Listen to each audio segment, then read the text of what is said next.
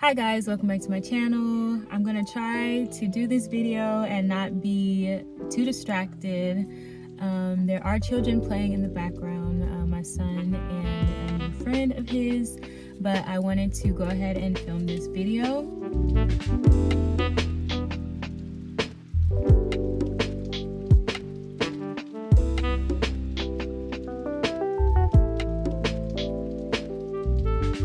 Today I'm going to be focusing on scriptures that I believe gives insight into God's expectations of how we are to love him first and make him a priority. I believe that God wants us to love him first and be, loyal to him and prioritize him, because only he can really truly speak to our hearts in a way that is pure. In God's wisdom, he gives us principles in the Bible of not putting our trust in man, not putting our trust in princes or, governments or anything like that, because there are instances where, we're humans. Human nature is to be selfish or to look out for our own interest at times. So in considering human nature and how we can be influenced by money, power, I just began thinking of how God is different, how he's the good shepherd.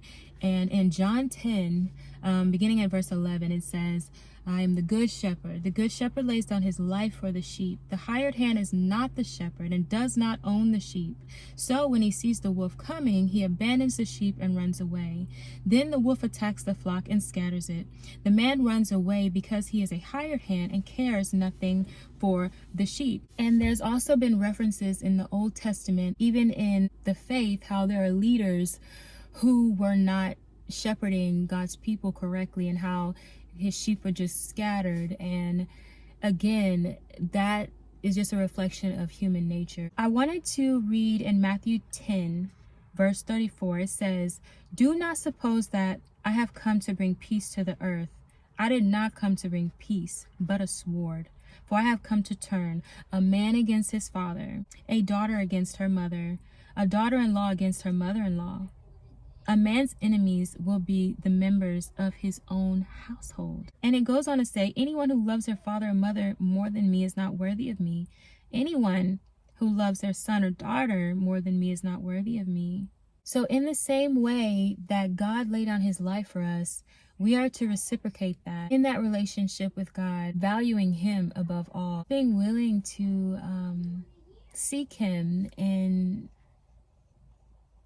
our daily lives and the decisions that we're making, and also just in spending time with him and pursuing him in the same way that he pursued us. So that brings me back to Abraham's test and God telling him to sacrifice his only son whom he loves. God knows how much Abraham loved his son, how he waited on that promise, how he waited a long time on that promise. And this is in Genesis 22. And so if we go down to verse 9, we see that it says, when they reached the place God had told him about, this is talking about Abraham, it says, Abraham built an altar there and arranged the wood on it. He bound his son Isaac and laid him on the altar on top of the wood. Then he reached out his hand and took the knife to slay his son. But the angel of the Lord called out to him from heaven, Abraham, Abraham.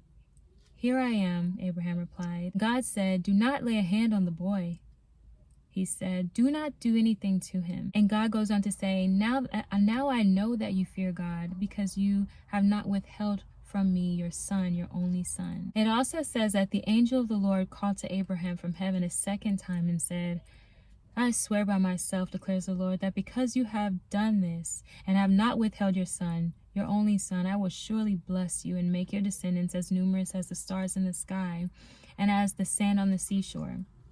Your descendants will take possession of the cities of their enemies, and through your offspring all nations on earth will be blessed because you have obeyed me. That heart posture to say, God, all of this is yours. Every good gift, good and perfect gift, every promise, all of it is from you.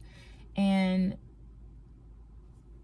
I'm willing to place you above all of that, it to me speaks to the way God expects us to love him. So if we go back to Matthew 10, we see that it says in 38, whoever does not take up their cross and follow me is not worthy of me. Whoever finds their life will lose it, and whoever loses their life for my sake will find it. That is, the reality of our walk as Christians, or what our walk should look like. It goes back to just really God's wisdom and his will in our lives, what is good for us. All right guys, so I'm gonna wrap this video up. As you can see, the sun is going to be setting soon anyway. I just wanted to share this video because this topic around putting God first and loving him above all has been something that I've been challenged with the most in my life, and it's just been hard for me personally to let go of people, places, and things, especially when it's familiar, or it challenges the cultural norms and all of that. I'm at a place where I've let go of things to the point where it's scary now. I've always wondered what it would have looked like to just be able to sacrifice in the way that Abraham did. I do believe that these are the end times. The world is very cold. People have so many strong opinions. I see people mixing cultural norms with biblical principles, and people settling, kind of lying to themselves, not really